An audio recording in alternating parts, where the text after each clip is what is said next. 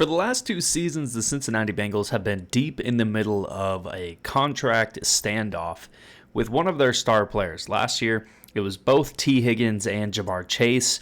They're easily the best duo of receivers in the NFL. And this year, now, it is Trey Hendrickson, who was not only their best pass rusher, but probably one of the best pass rushers in the NFL last year.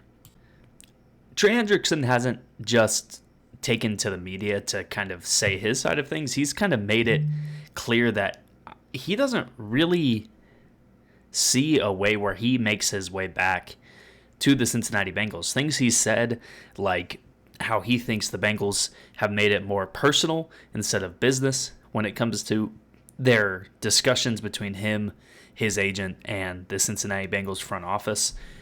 And even if he wasn't saying things like that, I mean, we're in June at this point, and he isn't showing up for mandatory minicamps. He has not been around the team since minicamps started. Just everything is pointing to Trey Hendrickson is not going to be playing as a Cincinnati Bengal next year. And if you're a Bengals fan, or if you're a member of the team, that's a sad thing to see. Now, this isn't the first year that Trey Hendrickson has wanted a new deal. Back in 2024, he wanted a new deal as well.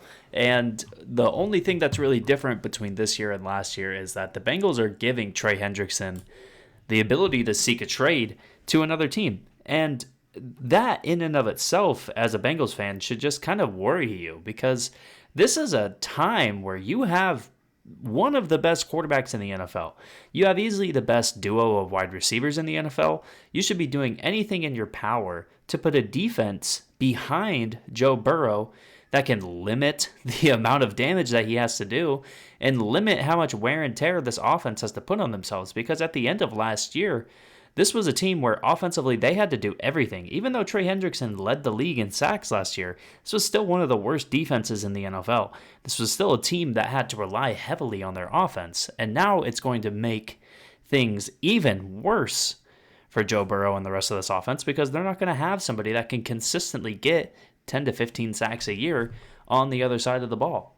And then the other thing with the Bengals this year so far, Shamar Stewart, their first round pick out of Texas A&M, he himself is going through contract negotiations with the Cincinnati Bengals, and he is probably even further away from playing for the Bengals than Trey Hendrickson is.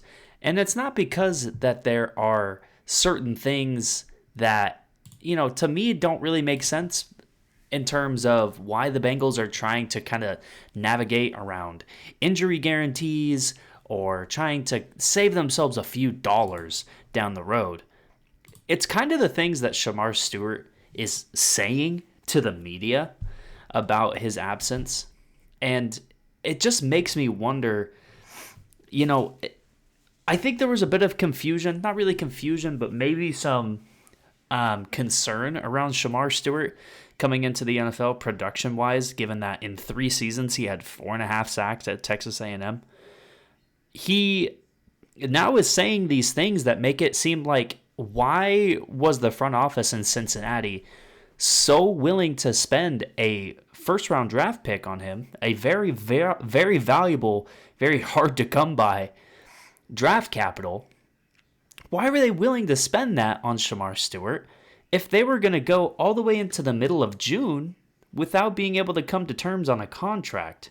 And now if you're Shamar Stewart, it's like you're saying all these things, and I don't honestly, like, if we were in the 80s, the 70s, I feel like Shamar Stewart already would have been cut with some of the things he's saying in the media. He's saying things like the Cincinnati Bengals front office is more interested in winning arguments than they are winning football games. Or he's saying things like he's 100% right in not signing his deal. Trey Hendrickson is 100% right in wanting a new deal. And it's like, it's a weird time for the Cincinnati Bengals. First off, because they have this great quarterback who easily is going to win them, 6 to 7 games by himself, just off of his talent and his ability with the rest of the offense around them. But there's still going to be this terrible defense, and there's still guys on the defense. And it sounds probably bad to say because these guys do deserve their money. These guys do deserve to want a lot of money for their services, but this was a terrible defense last year. Shamar Stewart was a very unproductive defender last year in college, and these guys are going crazy over money, and it's like, what are we... I kind of wonder what we're focusing on. If I'm the Cincinnati Bengals front office, what kind of culture, I guess, is being preached for this team and for this roster, because it doesn't really seem like, to me, it doesn't seem like accountability is being had, and it's not being held amongst the players. I think Joe Burrow's had some, jokes about how last year we had 2 guys holding out. Now this year we only have 1, talking about comparing Jamar and T. Higgins to Trey Hendrickson this year. And it's like, yeah, it's funny, but it's also like, it's kind of a weird time in the NFL where these things happen. And when these things happen, they get really ugly. And this is probably one of the uglier things that's happened, not only with Hendrickson, but with Shamar Stewart as well. And it's kind of turning this year for the Bengals into a dumpster fire. And it's kind of making the front office look like they're incompetent, or that they don't know what they're doing, or that, they make questionable decisions that maybe in the end they don't really even agree with.